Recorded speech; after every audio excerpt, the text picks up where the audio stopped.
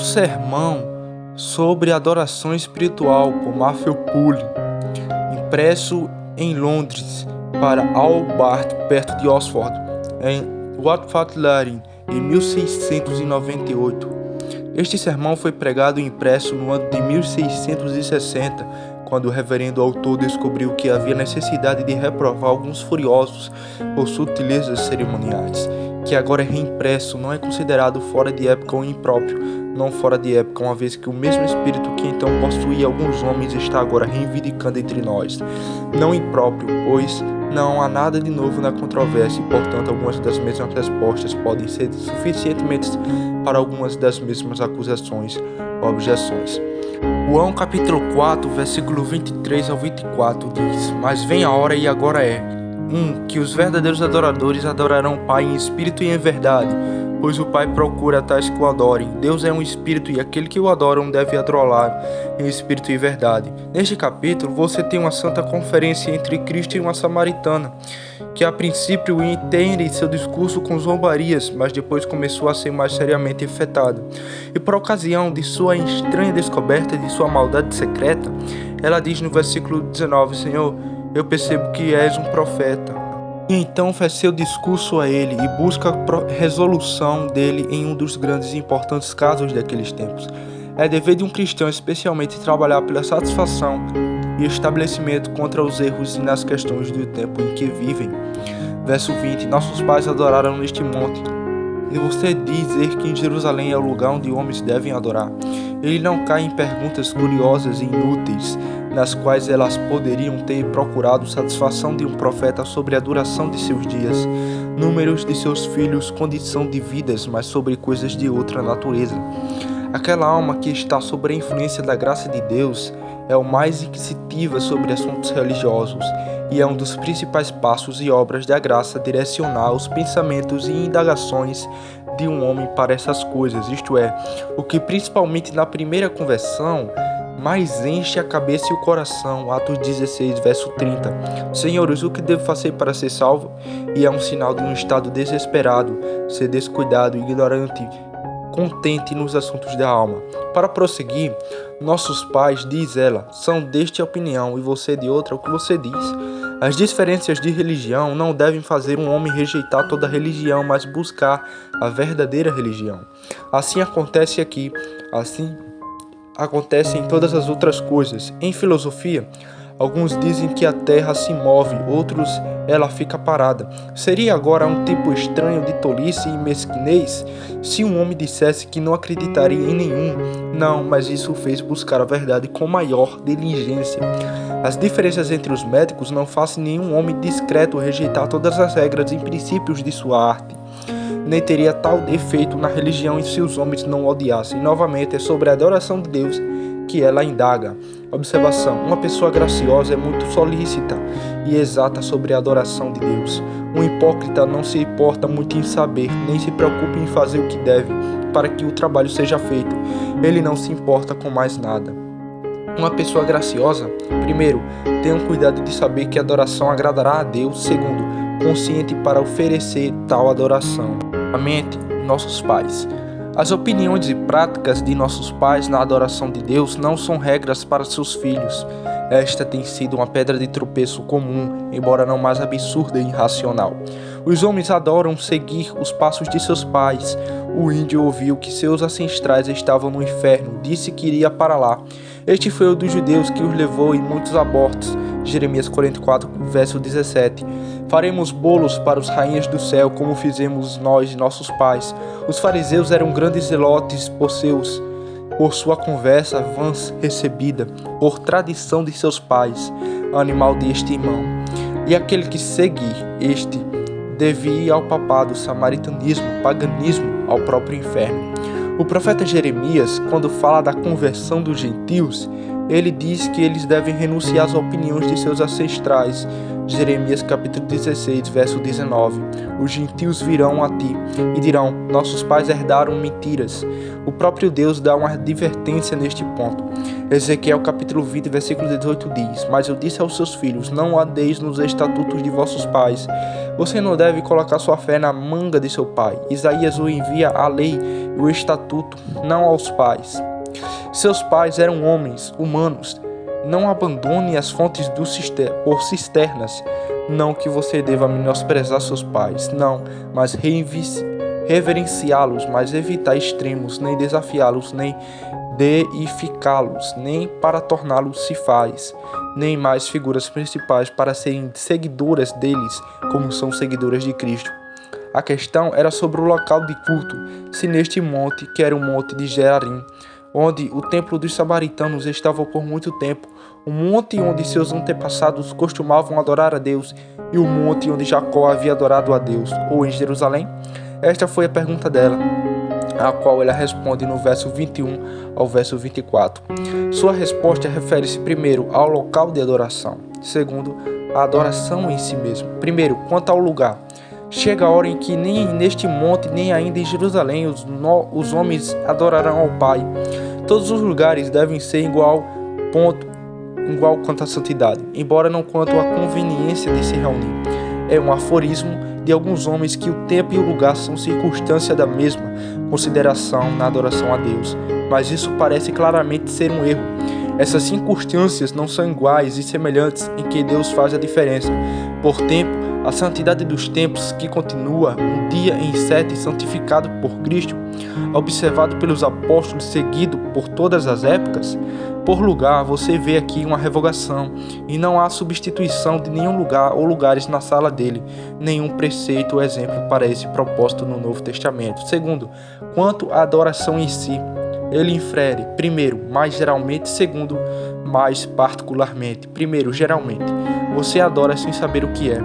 Você segue uma regra incerta e não a palavra de Deus, de modo que aqui são condenadas as coisas que alguns homens fazem a regra de culto, costume dos ancestrais, luz da razão. Sabemos o que adoramos, pois a salvação é dos judeus, o caminho é a doutrina da salvação, são revelados a eles pelo autor da salvação. Você tateia no escuro. Segundo, particularmente, e assim ele expressa qual é o tipo e a qualidade da adoração de Deus. O tempo está chegando quando a adoração de Deus não será sua adoração falsa e idólatra, nem a adoração cerimonial e carnal dos judeus, será uma forma mais espiritual de adoração. E como o verso 22, ele deu ao culto judaico a precedência antes do samaritano. Então aqui ele prefere outro tipo de adoração antes de ambos. E como antes ele rejeitou ambos os locais de adoração, então aqui ambos os tipos de adoração são rejeitados. Nestas palavras você pode observar duas partes. Primeiro, uma doutrina relativa à adoração de Deus afirmada no verso 23 e ampliada pelo assunto desta adoração, verdadeiros adoradores. Segundo, o objetivo disto, o Pai. Terceiro, a maneira disso, em espírito e em verdade. Quarto, a hora disso, a hora vem e agora é. E esta doutrina é repetida no verso 24. Aqueles que o adoram devem adorá-los em espírito e em verdade. Segundo tópico, as razões para aplicá-la que são duas. Primeiro, um dei voluntário da vontade de Deus, o Pai procura tal para adorá-lo. Segunda, a natureza de Deus. Deus é um espírito. A hora que vem agora é, e as portas, e essa é a hora da paixão de Cristo, da qual você lê, que sua hora ainda não havia chegado. Pois foi o momento em que o véu do templo se rasgou e as sombras se desvaneceram, e aquele sacrifício carnal expiram, a substância chegando e o verdadeiro sacrifício oferecido. Quando Cristo falou, ele estava vinculado ao culto carnal dos judeus e etc. Mas isso deveria terminar em sua morte, quando ele aboliu a lei dos mandamentos. Efésios 2.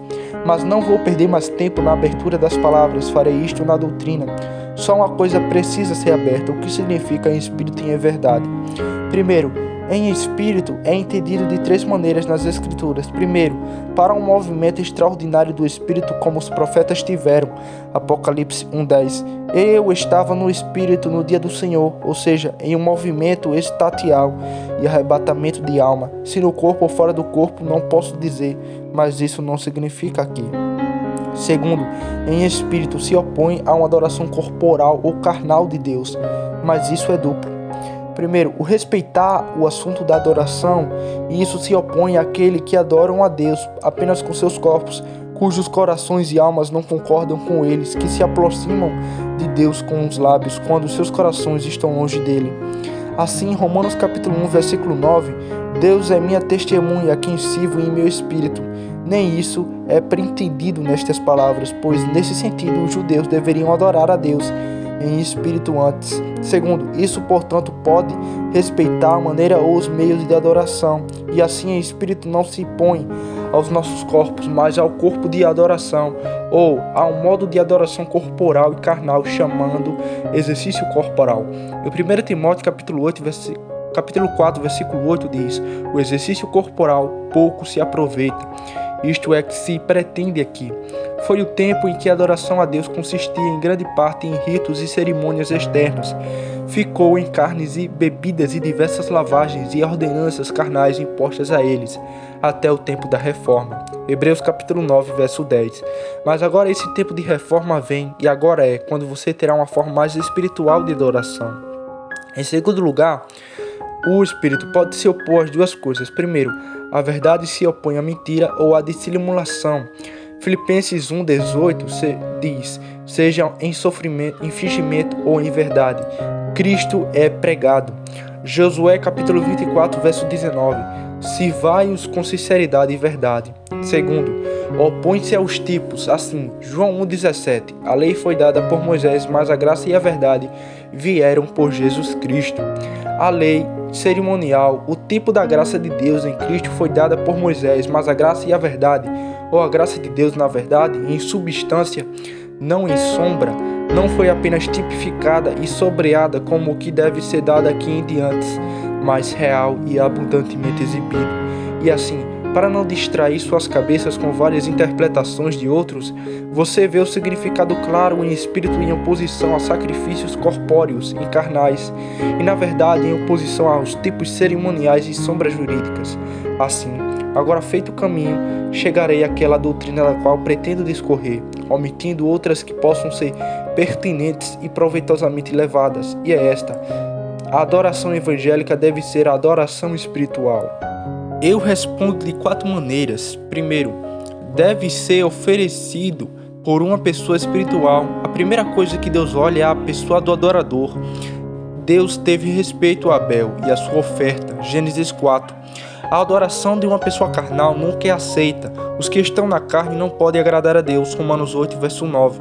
Onde está na carne se opõe ao que está no espírito.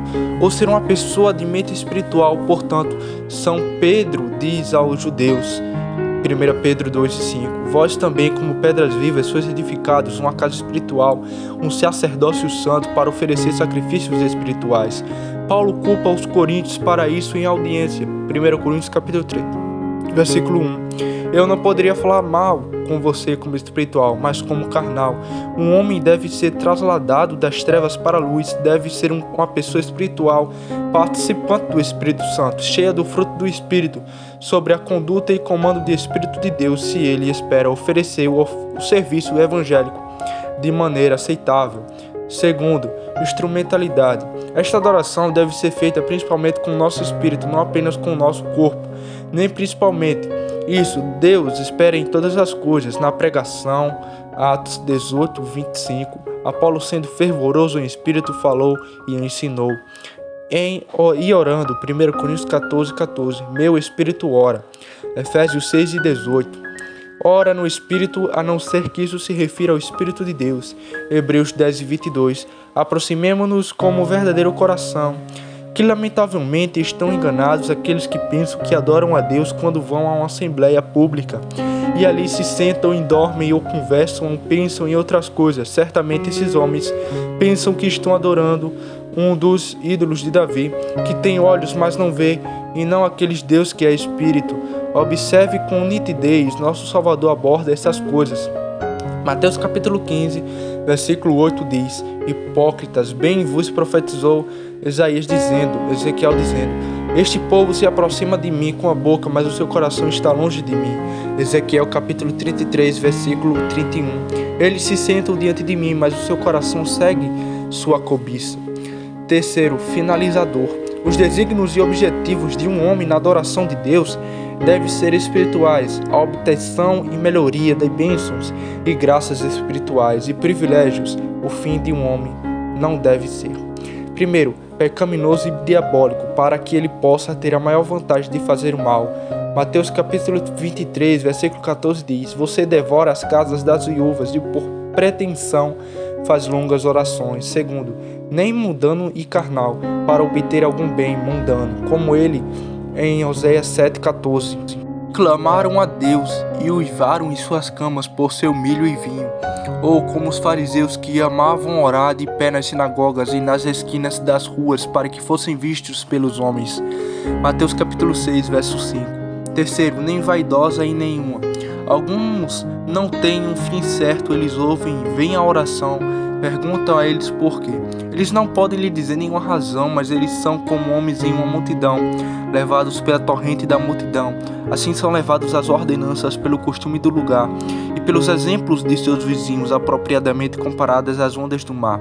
Tiago capítulo 1. Que não tem ordem certa nem fim determinado, mas cambaleiam ora aqui, ora ali, até se chorarem contra uma rocha. Quarto, mas deve ser um fim espiritual. Deus, sendo um espírito, olha para o fim e desígnio de nossos espíritos. E assim deve ser espiritual, como a chave, agradar a Deus e o preenchimento de vocês mesmos com graça e adequados para a glória. Deve ser formalismo espiritual. Formalmente, não deve ser uma forma de adoração carnal, cerimonial, não por tipos e sombras como antigamente, mas agora deve ser uma forma mais espiritual. E isso é o que principalmente pretendido por Cristo. O tempo está chegando quando nem o falso culto dos samaritanos, nem o culto cerimonial dos judeus serão usados, mas um culto de outro tipo, natureza e aparência, tanto para explicação.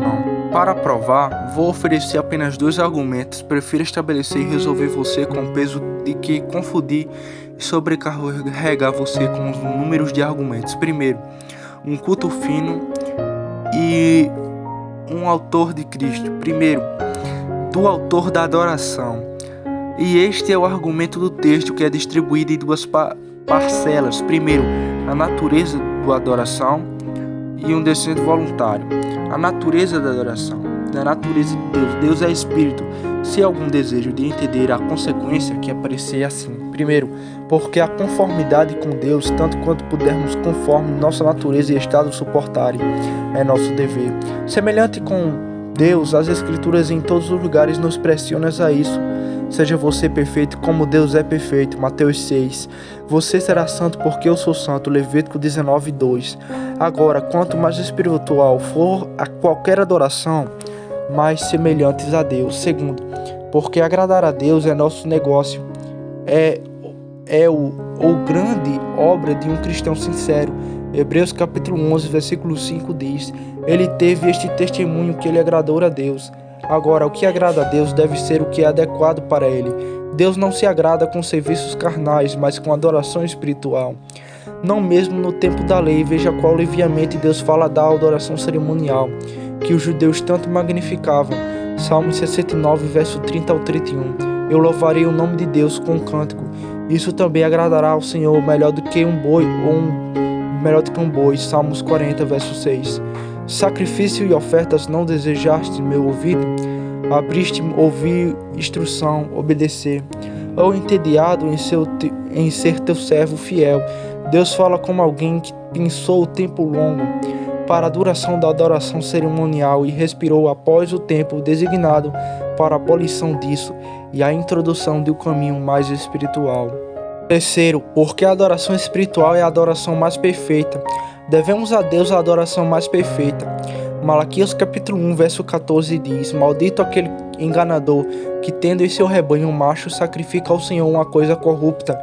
E se Deus é um espírito, quanto mais espiritual alguma coisa é, mais perfeita e excelente ela é, e portanto devida a Deus. Assim você vê a força do argumento de nosso Salvador.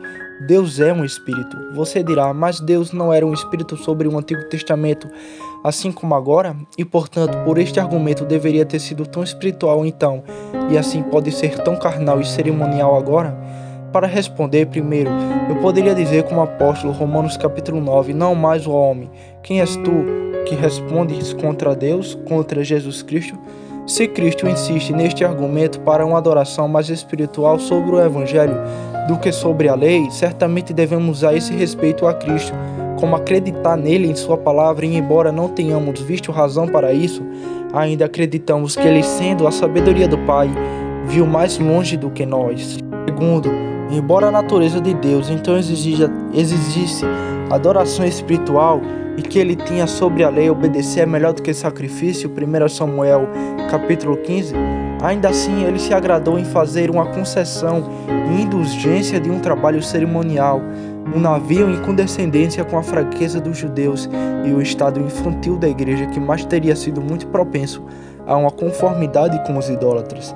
Se Deus não os estivesse desviado e satisfeito com algumas cerimônias pomposas, adequadas ao estado e disposição das crianças, como também ele viu, é então conveniente nomear tais ritos e cerimônias que possam ser mestres da escola, para conduzi-los a Cristo e possam mostrar aquele que estava por vir e reservar a honra de uma maneira mais perfeita e espiritual de adoração à vinda de seu Filho, o sol da justiça, por quem essas sombras deveriam ser espalhadas. Mas agora, quando essas razões cessaram, Cristo as reduz à regra original da adoração, à natureza de Deus.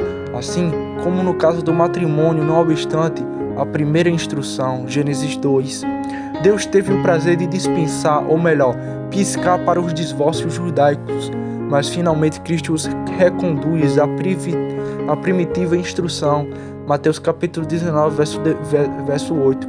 Moisés, por causa da dureza dos vossos corações, vos permitistes repudiar as tuas mulheres, mas desde o princípio não foi assim. Assim, antigamente Deus permitiu e designou uma forma mais carnal de adoração, por causa de sua infantilidade, mas agora, quando eles cresceram para a propriedade do homem e a igreja está chegando à maturidade, eles devem deixar essas coisas infantis e devem pensar de uma forma mais humana e de adoração, de uma maneira mais racional e espiritual do que eles usaram, lembrando que sua antiga adoração não era como Deus desejava, mas como eles precisavam. Segundo, uma voluntária adoração da vontade de Deus. Esta é outra razão, pois o Pai procura tais que o adorem. Deus requer tal adoração e adoradores. O fundamento desta razão é este: a regra do culto não é fantasia do homem, mas a vontade de Deus. As fantasias e vontades dos homens são infinitamente variadas e, portanto, aquelas que seguiram esse caminho foram divididas em 1000 variedades. Eles adoram, não sabem o que fazem. Como no verso 22, somente a vontade de Deus é regra estável, ninguém conhece a mente de Deus, mas o Espírito de Deus. Agora, esta é a adoração que Deus requer nos tempos do Evangelho. Argumento. Segundo, argumento, desde o fim do culto. Veja quais são os fins da adoração, tal deve ser a adoração. E esta é a razão pela qual a adoração judaica era tal típica, porque o fim dela era representar Cristo, e esse fim sendo agora alcançado e Cristo exibido, devemos considerar quais foram e são os outros fins da adoração. Agora, os fins são de dois tipos. Primeiro, em referência a Deus. Segunda, em referência aos homens, e ambos nos mostrarão que a adoração deve ser espiritual. Primeiro, em relação a Deus, então é o dobro. Segundo, para agradar a Deus, para exaltar também. Isso também é um fim. Se um homem for sincero, Salmo 19,14, que as palavras da minha boca e a meditação do meu coração sejam aceitáveis aos teus olhos. Agora é somente a adoração espiritual que pode agradar a Deus. Aquele homem pouco considera a natureza de Deus, que pensa que Deus se agrada de dobrar os joelhos diante de um altar. Não, é uma reflexão do coração que Deus respeita. Não é um órgão em uma igreja, mas o órgão de um coração gracioso e uma melodia no coração que agrada a Deus. Segundo, para exaltar a Deus entre os homens, para torná-lo glorioso aos olhos do mundo. Agora, como isso é feito? Você acha que isso torna Deus glorioso quando os homens procuram honrá-lo com serviços corporais e externos? Não, você não pode desonrar a Deus mais do que dando-lhe uma adoração que gera uma representação carnal de Deus. E quando Deus se apresenta em sua glória, ele se representa de maneira espiritual e os tira de todos os pensamentos e fantasias corpóreas. Deus é um espírito. A quem me comparecereis? Você não viu nenhuma forma. Deus não habita em templos feitos por mãos. Segundo tópico. Em referência aos homens, assim os fins da adoração são puramente espirituais, como este, pois posso apenas nomeá-los: a elevação da alma a Deus em sua assimilação a Ele, a união do homem com seu Criador, o suprimento da necessidade espirituais da alma e a conduta de um pecador para a glória. E todas estas são obras espirituais e devem ser feitas por auxiliadores espirituais, e por isso o culto evangélico deve ser adoração espiritual. Primeiro uso. Isso pode servir para representação a dois tipos de homens, tal como ofender essas doutrinas, primeiro em princípio, segundo na prática. Em princípio, como pleitear uma forma carnal ou cerimonial de adoração nos tempos evangélicos. Eu sei muito bem que o que eu digo pode desagradar a muitos, mas eu me lembro daquele tremendo ditado do apóstolo Paulo em Gálatas capítulo 1, versículo 10. Se agrada aos homens, não sou servo de Cristo. E se nossos adversários neste ponto tivessem este espírito e postura com a mesma calma para afirmar suas próprias opiniões e pudessem suportar com modéstia e pacificamente dissidentes dele, eu me calaria. E por aqueles que são de espíritos em princípios moderados, que podem reter seus próprios princípios sem a ruína de todos os que diferem deles, não lhe digo uma palavra. Mas quando um homem olha para o exterior e observa os discursos escritos e carruagens de muitos homens, e verá tal peso por diversos colocados sobre esses assuntos menores. Quando o homem vir entre nós uma espécie de homem que luta com maior ânsia por uma cruz e uma sobrepeliz do que nunca pela fé de uma vez foi entregue aos santos, quando ministros e cristãos serão julgados e medidos por este padrão, não pelo quebrantamento de seus corações, nem a irrepreensibilidade de suas vidas, nem suas habilidades para o serviço, mas por sua aprovação e observação de algumas sutilezas cerimoniais. Quando os homens mostrarem mais zelo pela observação de um feriado instituído pela igreja do que pelo dia do Senhor, quando mais respeito deve ser mostrado a um templo material de pedras mortas do que ao templo espiritual e vivo do Espírito Santo, quando for mais criminoso para um ministro não ter um cinto em suas vestes externas do que ter seus lombos cingidos com a verdade, quando uma vestimenta canônica deve ser mais respeitada por muitos do que uma vida canônica, e quando mais religião é colocada em ter o sinal da cruz em nossa testa do que o poder da cruz em nossas vidas. Eu digo, quando as coisas são assim, se eu colocasse as pedras falariam, e portanto me dê permissão para falar. O apóstolo fala ao sábio: julguem o que digo. Espero não estar falando com este tipo de homem que não tem paciência para ouvir, nem inteligência para entender qualquer coisa que difere de suas opiniões pré-concedidas. Em primeiro lugar, apelarei ao texto, deixe que o arbitre o assunto. Deus é um espírito e Deus será adorado. Eu não ignoro que é frequentemente dito por papistas e outros que este texto é impregnantemente exortado contra cerimônias em igrejas cristãs. E logo é dito: mas se você nota a razão que eles dão para isso é suficiente para refutar o que eles dizem, pois eles alegam que o próprio propósito de Cristo é apenas condenar o culto judaico, que era totalmente vazio de culto interno e espiritual tão papista. E outro, um falecimento intérprete protestante, que aqui somos ensinados que o culto cristão deve diferir tanto do judaísmo quanto do samaritano, e que nele somos ensinados a unir a alma com performances externas, de modo que toda a sua evasão é construída sobre esta suposição mais falsa, que os judeus não foram ensinados a unir a alma e ao corpo e ao culto espiritual com o externo e o cerimonial, ao contrário de 1 Samuel capítulo 15.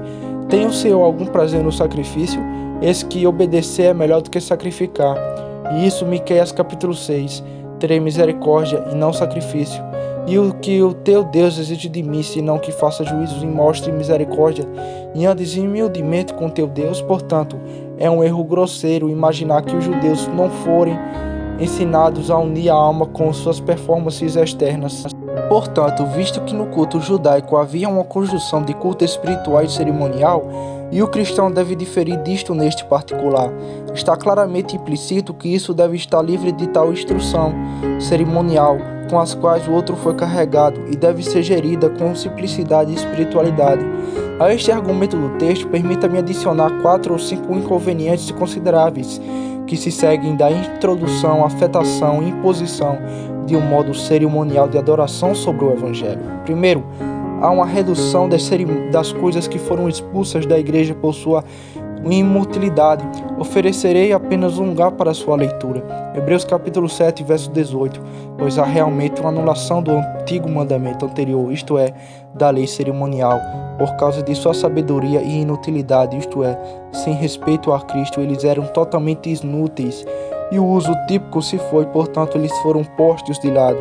E devemos ir e estabelecer outras coisas igualmente inúteis? Devemos deixar de lado as ordenanças de Deus, porque elas eram inúteis, e estabelecer dispositivos de homens que são igualmente inúteis? O que eu te suplico, não é um altar em nossas igrejas tão útil quanto aos dos judeus e mais também? Pois o deles era útil para o sacrifício, e o nosso para nada, a não ser para ser um pomo de discórdia e um muro de separação entre ministros e cristãos. Segundo, há um grande obstáculo à edificação e à salvação das almas. Amado, esse homem pouco entende do valor de uma alma que não valoriza a salvação de uma alma. Diante de 10.000 cerimônias desnecessárias, melhor todos os órgãos do mundo quebrado, todos os templos materiais nivelados com o chão, todas as vestes sangradas de ministros lançados no fogo, do que uma alma perdida. Agora estou convencido de que os homens mais ingênuos concordarão comigo, que a pedra de muitas almas pode ser imputada, ou pelo menos foi ocasionada por estas coisas. Pois se um ministério capaz e poderoso é o grande meio de salvação das almas, e a remoção de tal serão a retirada dos meios de salvação, e muitos desse ministro, como eu digo no julgamento mesmo de seus inimigos, foram removidos porque suas consciências não puderam cumprir tais imposições.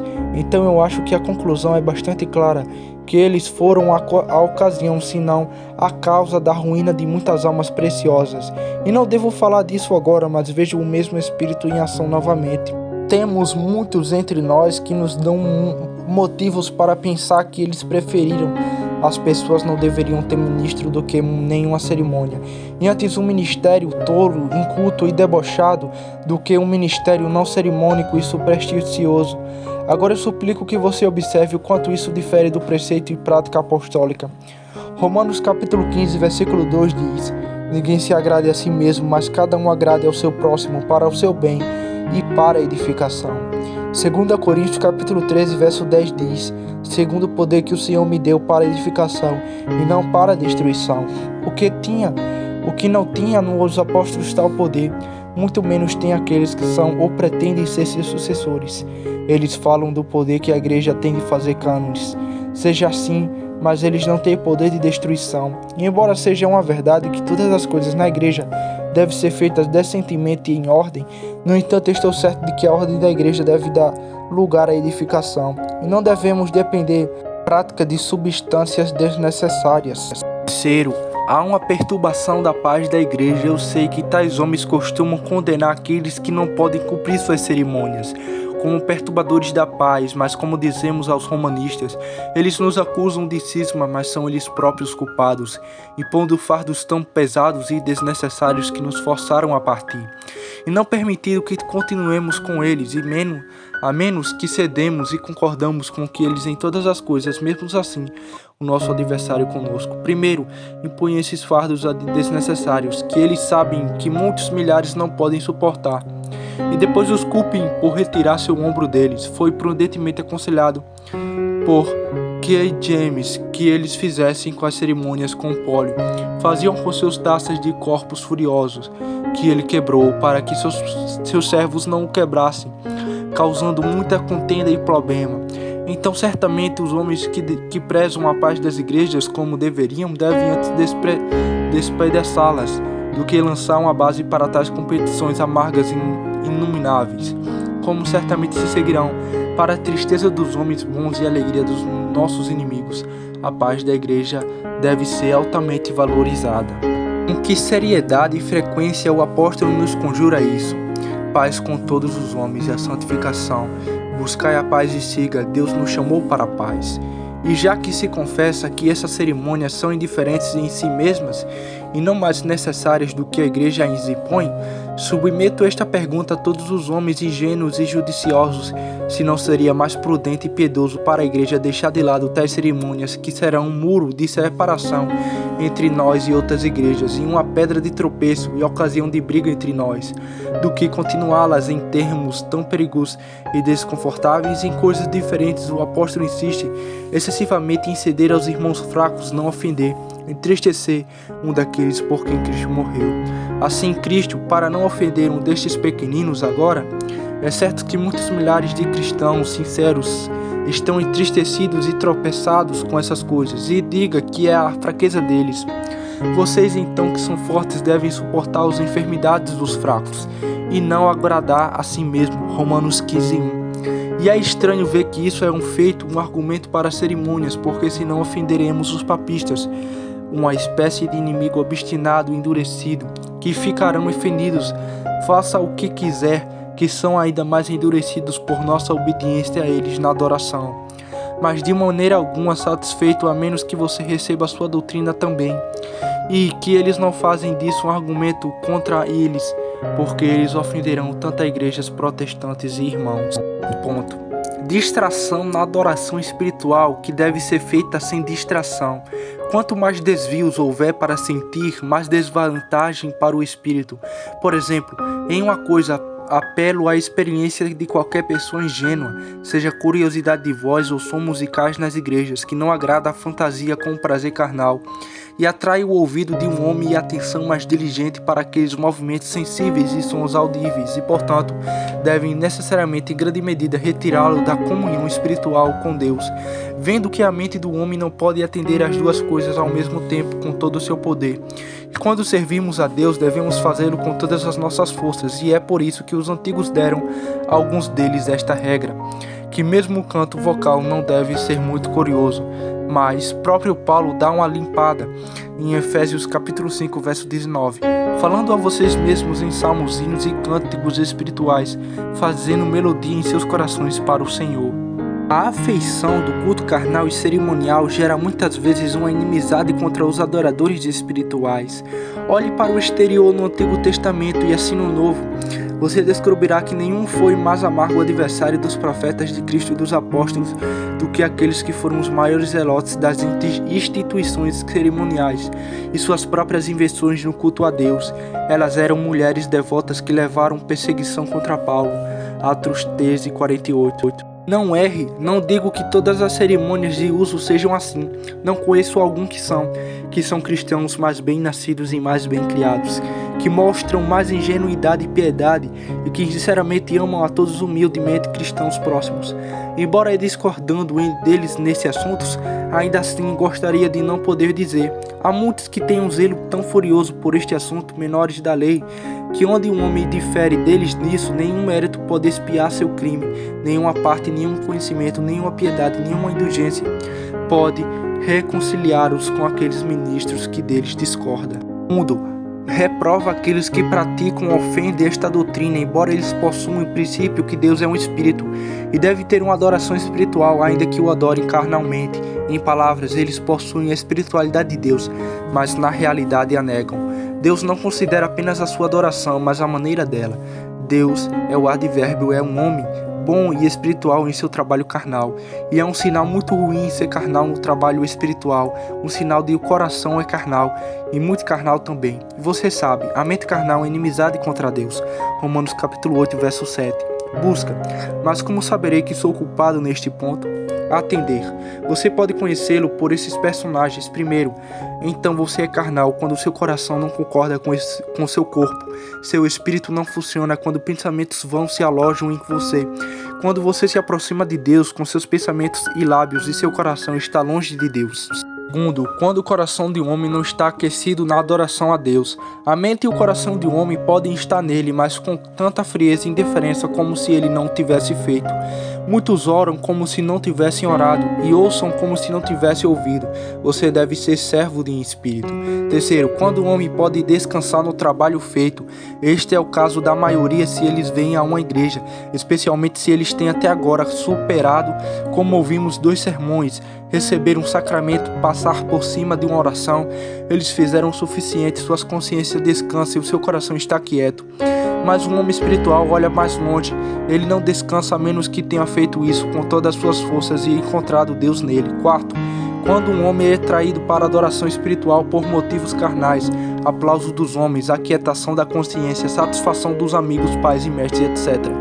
Um homem espiritual o fez em obediência aos mandamentos de Deus, desejo da presença e graça de Deus e honra. Quando um homem afeta o que é carnal e despreza o que é espiritual na adoração. Quando um homem vem a um sermão, o que é mais agradável para você? O que você mais gosta e ouve com mais atenção? É alguma expressão flórida e eloquente, alguma noção elevada e incomum, alguma passagem histórica, alguma sentença aguda, etc? Ou é um discurso espiritual, uma passagem que descobre o pecado, afeta a alma e parte o coração? Qual é a oração que seus corações mais apreciam? Segundo uso, é última exortação. Deixe a consideração disso, mantê-lo da afetação de uma forma carnal e cerimonial de adoração, e obrigá-lo a adorar a Deus em espírito e em verdade. Que a adoração espiritual seja seu principal cuidado. Motivo 1. Este é o culto mais excelente, é o culto dos anjos do céu, mais adequado ao ser mais excelente. Segundo, é o culto mais evangélico, por isso o texto, Deus aperfeiçoa a sua adoração aos poucos. Sobre a lei havia muitas cerimônias, algumas substâncias, alguma coisa espiritual. Sobre o evangelho mais espiritual, apenas algumas pouquíssimas observâncias externas. No céu, tudo espiritual, simplicidade e espiritualidade e simplicidade são os caracteres do evangelho. Primeiro, é a adoração mais aceitável a Deus. Mesmo no tempo das cerimônias, Deus fala com desprezo deles. Tem Deus algum prazer no sacrifício? Sacrifício e ofertas tu não quisestes, mas a adoração espiritual como ele preferia naqueles tempos. Então agora é a adoração espiritual apenas sobre o assunto que ele requer. Quarto, é a adoração mais apropriada de uma pessoa graciosa. Infelizmente, uma forma de adoração cerimonial carnal é facilmente praticada por qualquer pessoa. O trabalho dos lábios, a curvatura do joelho, a afinação da voz, o uso de tal e tal vestimenta, todos são capazes de não, muitas vezes, os piores dos homens são os maiores zelotes nessas coisas. Sim, Cristo torna o caráter de um hipócrita ser violento nessas coisas, quando os fariseus insistiram que ninguém deveria comer carne sem lavar as mãos, como o tipo desta pureza interior. Como uma cerimônia significativa que eles planejaram e impuseram aos outros e caíram em desgraças com Cristo e seus discípulos por negligenciá-la. Veja o que ele diz, Marcos capítulo 7, versos 6 a 7. Bem profetizou Isaías a vosso respeito, hipócritas, como está escrito: este povo me honra com os lábios, mas o seu coração está longe de mim. Mas em vão me adoram, ensinando por doutrinas os mandamentos dos homens. Mas agora o culto espiritual ninguém pode dar, senão um homem espiritual, aquele que tem o Espírito. O culto espiritual é mais oposto ao diabo e os corações corruptos dos homens que são fonderados com ele. O diabo sofre pacientemente uma adoração carnal. Ele conhece missa. O diabo nunca impede, mas favoreceu os supersticiosos fariseus e papistas. Mas a adoração espiritual que ele se opõe. Ele não pode suportar a oração ou pregação espiritual. Se houver algum ministro que ore e pregue e promova a adoração a Deus mais espiritualmente do que os outros, estes são os homens a quem o diabo deve um despeito. E ele se esforçará para colocá-los fora de serviço e fora do ministério. Aqui ele engaja todo o seu interesse, o supersticioso e profano, ambos como as raposas de Sapsão, amarrados pelas caudas, devem queimá-los. Sexto e por último, para concluir tudo, a adoração espiritual é a adoração mais segura. Um caminho cerimonial carnal sobre o Evangelho é, na melhor das hipóteses, um caminho duvidoso e incerto. Há muitos perigos nele. Perigo de abreviar a liberdade cristã e nos colocar sobre um jugo de escravidão. Perigo de superstição e adoração de verdade, que por mais os homens podem inventar para agradar a Deus, mas nada o desagrada. Mas, como você ouviu agora naquele lugar terrível, em vão eles me adoram, ensinando como doutrina os mandamentos dos homens. Deus não suportará pequenos erros em sua adoração. Perigos para as almas dos homens, para a paz da igreja, como você ouviu. Mas um caminho espiritual de adoração é sem dúvida seguro. Você pode ofendê-lo a Deus com ousadia por Cristo, todos concordam nisso.